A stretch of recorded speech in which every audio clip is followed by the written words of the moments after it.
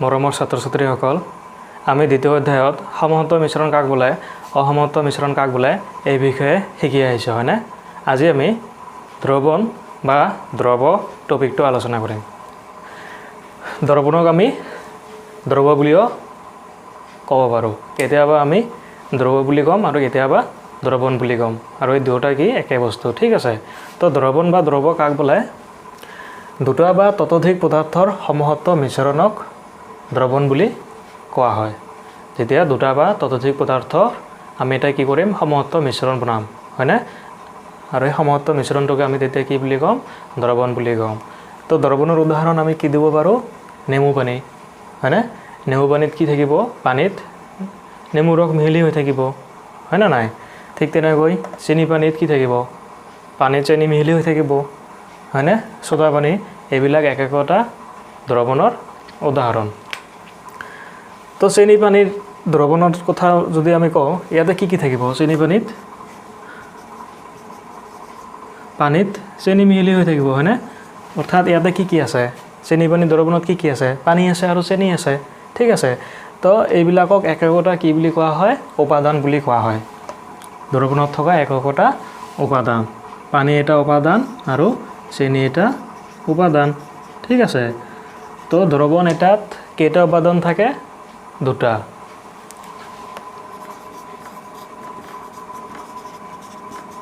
দ্ৰৱণ এটাত দুটা উপাদান থাকে ঠিক আছে এটা কি কোৱা হয় এটা হল দ্ৰব্য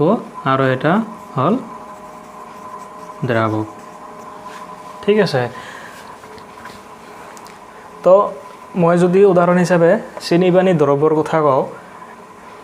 ইয়াতে কেইটা উপাদান আছে দুটা পানী আৰু চেনি হয়নে তো এই দুটাৰ কোনটোক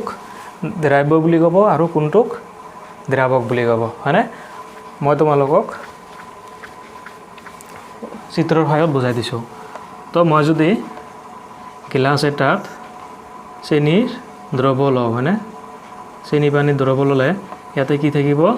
পানীত চেনি মিহলি হৈ থাকিব হয় না নাই ইয়াতে কি আছে চেনি আছে আৰু পানী আছে ঠিক আছে এইটো মই কি লৈছোঁ চেনিৰ দ্ৰৱ লৈছোঁ হয়নে তো ইয়াতে চোৱা ইয়াতে কি হৈছে চেনি পানীত দ্ৰৱীভূত হৈছে হয়নে নে পানী চেনি দ্ৰৱীভূত হৈছে নিশ্চয় হোৱা নাই ইয়াতে কি হৈছে চেনি পানীত দ্ৰৱীভূত হৈছে আৰু পানীয়ে চেনিক কি কৰিছে দ্ৰৱীভূত কৰিছে তো যিটো উপাদান আন এটা উপাদানত কি হয় দ্ৰৱীভূত হয় সেই উপাদানটোক কি বুলি কোৱা হয় দ্ৰব্য বুলি কোৱা হয় ঠিক আছে তো ইয়াতে যেহেতু চেনি পানীত দ্ৰৱীভূত হৈছে সেইকাৰণে আমি চেনিক কি বুলি ক'ম ইয়াতে চেনিক আমি কি বুলি ক'ম দ্ৰব্য ঠিক আছে আৰু যিটো উপাদানে আন এটা উপাদানক দ্ৰৱীভূত কৰে সেই উপাদানটোক আমি কি বুলি কওঁ দ্ৰাৱক ইয়াতে পানীয়ে চেনিক দ্ৰৱীভূত কৰিছে হয়নে সেইকাৰণে আমি পানীক কি বুলি ক'ম দ্ৰাৱক বুলি ক'ম ঠিক আছে নাইবা আমি সহজ ভাষাত কি ক'ব পাৰোঁ যিটো উপাদান কম পৰিমাণে থাকে হয়নে পানী আৰু চেনি এই দুটা উপাদানৰ ভিতৰত চেনি কম পৰিমাণে আছে না নাই আমি চেনি কম পৰিমাণে ল'ম হয়নে আৰু পানী বেছি পৰিমাণে ল'ম তো যিটো উপাদান কম পৰিমাণে থাকে সেই উপাদানটোক কি বুলি কোৱা হয় দ্ৰব্য আৰু যিটো উপাদান বেছি পৰিমাণে থাকে সেই উপাদানটোক কি বুলি কোৱা হয় দ্ৰাৱক ইয়াতে কি হৈ আছে পানী বেছি পৰিমাণে আছে হয়নে সেইকাৰণে আমি পানীক কি বুলি ক'ম দ্ৰাৱক বুলি ক'ম আমি দ্ৰৱৰ কেইটামান উদাহৰণ লৈছোঁ আৰু এই উদাহৰণকেইটাত কোনটো দ্ৰাৱক আৰু কোনটো দ্ৰব্য আমি এই বিষয়ে আলোচনা কৰিম তো আমি প্ৰথম উদাহৰণটো কি লৈছোঁ টিংচাৰ আয়ডিন ঠিক আছে তো টিংচাৰ আয়ডিন দ্ৰৱটোত কি কৰা হয় এলকহলত আয়ডিন দ্ৰৱীভূত কৰি টিংচাৰ আয়ডিন দ্ৰৱ বনোৱা হয় ঠিক আছে তো ইয়াতে আমাৰ দ্ৰব্য কি হ'ব দ্ৰব্য হ'ব আয়ডিন আৰু দ্ৰাৱক হ'ব এলকহল হয়নে যেহেতু এলকহলত আয়ডিন দ্ৰৱীভূত কৰি টিংচাৰ আয়ডিন দ্ৰৱ বনোৱা হয় তো দ্ৰাৱক হ'ল আমাৰ এলকহল ঠিক তেনেদৰে খ নম্বৰত কি উদাহৰণ দিয়া আছে সোডা পানী কি আমাৰ আমি যে কি কৰোঁ কোকা কোলা খাওঁ হয়নে থামছ আপ খাওঁ থামছ আপত কি হয় বেছিকৈ জোগাৰি দি হাফুটো খুলি দিলে কি হয় পানী ছিটিকি পৰে হয়নে তো সেইটো কিহৰ কাৰণে হয় তাতে কি থাকে কাৰ্বন ডাই অক্সাইড গেছ মিহলি হৈ থাকে পানীত কি থাকে কাৰ্বন ডাই অক্সাইড গেছ মিহলি হৈ থাকে ঠিক আছে তো যেহেতু পানীত কাৰ্বন ডাই অক্সাইড গেছ দ্ৰৱীভূত হৈ থাকে তো আমাৰ পানী কি হ'ব ইয়াতে পানী হ'ব দ্ৰাৱক আৰু কাৰ্বন ডাই অক্সাইড গেছ হ'ব দ্ৰব্য সোডা পানীত দ্ৰব্য কি হ'ব সোডা পানীত দ্ৰব্য হ'ল কাৰ্বন ডাই অক্সাইড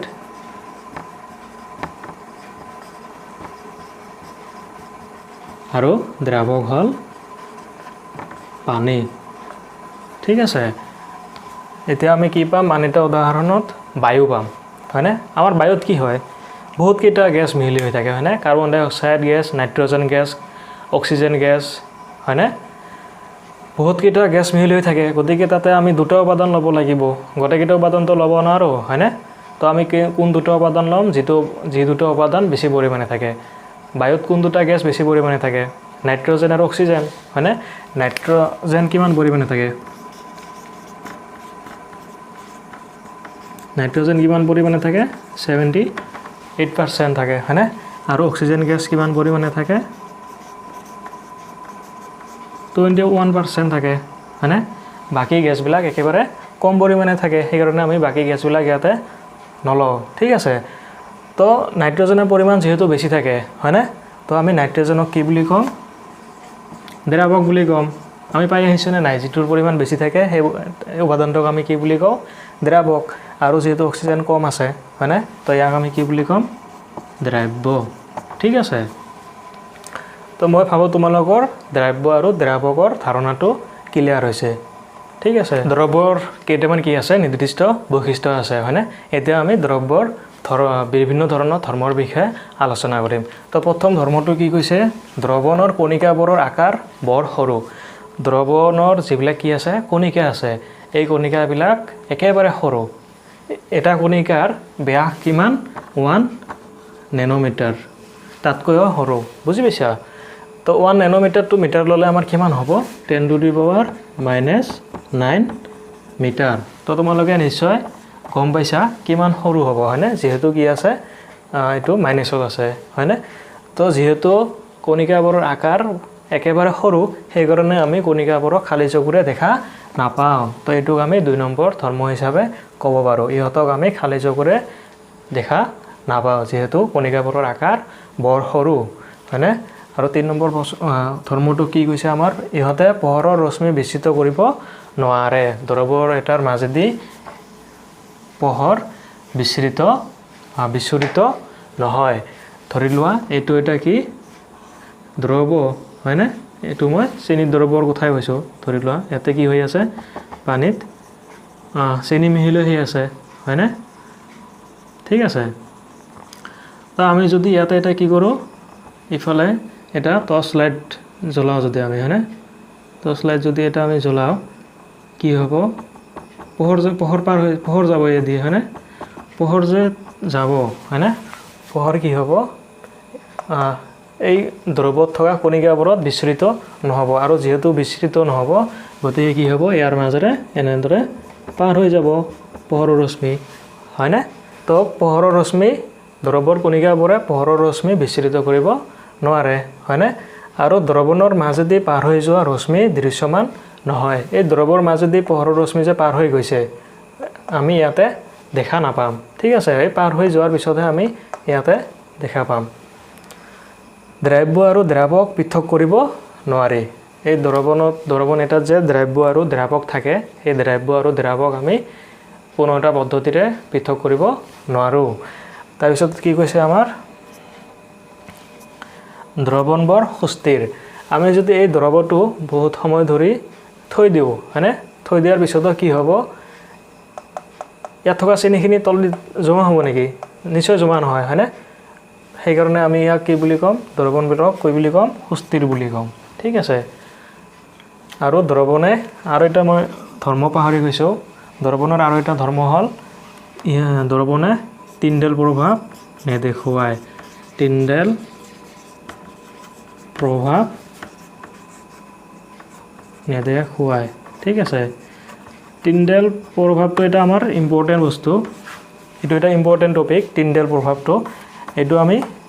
পিছৰ টপিকত আলোচনা কৰিম ঠিক আছে পিছৰ ক্লাছত আমি এইটো ভালদৰে আলোচনা কৰিম এতিয়া আমি দ্ৰৱণ এটাৰ গাঢ়তানো কি এই বিষয়ে আলোচনা কৰিম তো দ্ৰৱণৰ গাঢ়তাৰ বিষয়ে আলোচনা কৰাৰ আগতে আমি কেইটামান কথা জানি লম ঠিক আছে মই ইয়াতে কি লৈছোঁ পানীত চেনি লৈছোঁ হয়নে তো মই যদি পানীৰ তুলনাত চেনি একেবাৰে কম পৰিমাণে লওঁ ঠিক আছে অৰ্থাৎ দ্ৰাৱকৰ পৰিমাণৰ তুলনাত যদি দ্ৰব্যৰ পৰিমাণ একেবাৰে কি হয় কম হয় তেতিয়া আমি তাক কি বুলি কওঁ লঘু দ্ৰব্য বুলি কওঁ তো লঘু দ্ৰব্য এটাত কি হয় দ্ৰব্যৰ পৰিমাণ একেবাৰে কম থাকে কাৰ তুলনাত দ্ৰাৱকৰ পৰিমাণতকৈ ঠিক আছে আৰু যেতিয়া কি হ'ব দ্ৰব্যৰ পৰিমাণটো বেছি থাকিব তেতিয়া তাক আমি কি বুলি ক'ম গাঢ় দ্ৰব্য বুজি পাইছা তাৰপিছত আমি আৰু কি পাম সংপৃক্ত দ্ৰব্য পাম ঠিক আছে আৰু আমি কি পাম অসম্পৃক্ত দ্ৰব্য ঠিক আছে তো আমি লঘু দ্ৰব্য আৰু গাঢ় দ্ৰব্যনো কি এই বিষয়ে শিকিলো হয়নে এতিয়া আমি কি পাম সংপৃক্ত দ্ৰব্যনো কোনবিলাক ঠিক আছে তো মই ধৰি লোৱা কি কৰিছোঁ পানীত এচামুচ চেনি দি লৰাই দিছোঁ হয়নে তো লৰাই দিলে কি হ'ব চেনিখিনি পানীত মিহলি হৈ যাব হয়নে ঠিক তেনেকৈ মই কি কৰিলোঁ আৰু এচামুচ চেনি দি লৰাই দিলে কি হ'ব সেই নেক্সট চামুচ চেনিখিনিও কি হ'ব পানীৰ লগত মিহলি হৈ যাব হয়নে কিন্তু এইবাৰ মিহলি হওঁতে যিমান সময় ল'ব আগৰ তুলনাত তাতকৈ অলপ কি হ'ব বেছি ল'ব ঠিক আছে ঠিক তেনেকৈ যদি মই তৃতীয় চামুচ চেনি দি কেনে লৰাই দিওঁ তেতিয়া কি হ'ব সেইখিনি মিহলি হৈ যাব হয়নে এইবাৰো কি হ'ব আগৰ তুলনাত অলপ সময় বেছি ল'ব ঠিক আছে তো মই যদি এনেকৈ চেনি দি থাকি লৰাই থাকোঁ এটা সময়ত কি হ'ব আমি যিমানে নলৰাও কিয় লৰাই নাথাকোঁ কিয় চেনিখিনি মিহলি হৈ নাযায় ধৰি লোৱা মই 5 চামুচ চেনি দি লৰাই দিলোঁ চেনিখিনি কি হ'ল মিহলি হ'ল কিন্তু যেতিয়া মই কি কৰিম 6 চামুচ চেনি দিম তেতিয়াতো আৰু চেনিখিনি মিহলি নহয় হয়নে হয়নে নাই তো এই দ্ৰৱণটোত সৰ্বোচ্চ কিমান দ্ৰব্য মিহলি হ'ব পাৰে 5 চামুচ হয়নে তাত ওপৰত আৰু আমি দ্ৰব্য দ্ৰৱিত কৰিব নোৱাৰোঁ ঠিক আছে তো যেতিয়া আমি 5 চামুচ চেনি দি দ্ৰৱটো বনাম তেতিয়া আমি এই দ্ৰৱটোক কি বুলি ক'ম সংপৃক্ত দ্ৰব্য বুলি ক'ম ঠিক আছে আৰু ইয়াৰ উষ্ণতাটো কি হ'ব লাগিব উষ্ণতাটো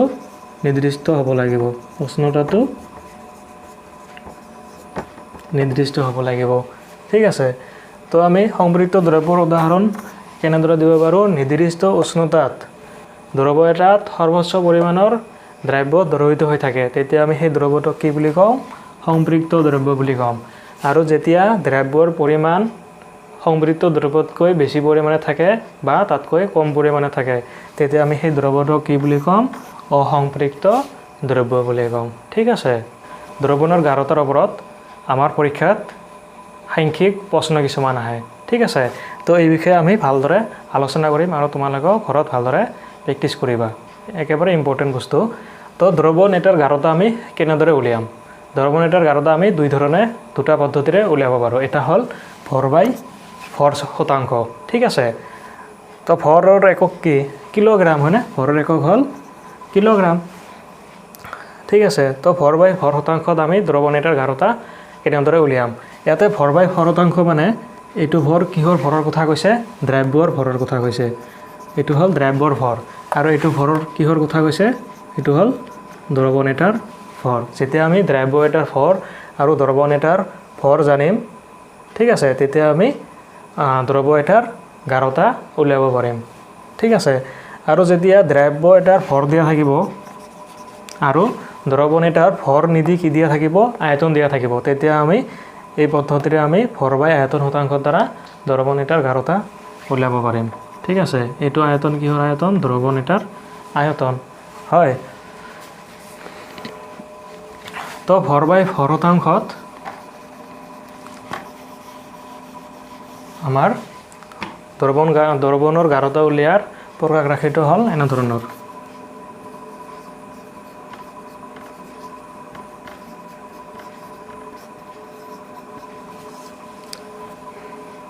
ওপৰত কি থাকিব দ্ৰব্যৰ ভৰ আৰু তলত কি থাকিব যেহেতু ভৰ বাই ভৰ শতাংশ গতিকে তলতো কি থাকিব দ্ৰৱণৰ ভৰ আৰু তাক কিহেৰে পূৰণ কৰিম 100ৰে। ঠিক আছে, ঠিক তেনেকৈ আমি যদি ভৰ বাই আয়তন শতাংশ দ্ৰৱণ এটাৰ গাঢ়তা উলিয়াও ইয়াৰ প্ৰকাশ ৰাশিটো কেনেকুৱা হ'ব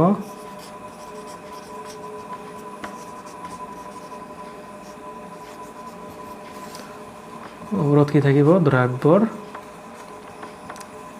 ভৰ দ্ৰব্যৰ ভৰ আৰু তলত কি থাকিব এইবাৰ দ্ৰৱণৰ ভৰ নাথাকি এইবাৰ কি থাকিব দ্ৰৱণৰ আয়তন হয়নে আৰু তাক আমি কিহেৰে পূৰণ কৰিম 100ৰে পূৰণ কৰিম। ঠিক আছে, তো এই দুটা পদ্ধতি ব্যৱহাৰ কৰি আমি দ্ৰৱণ এটাৰ গাঢ়তা কেনেদৰে উলিয়াব পাৰোঁ এই বিষয়ে আমি নেক্সট ক্লাছত আলোচনা কৰিম।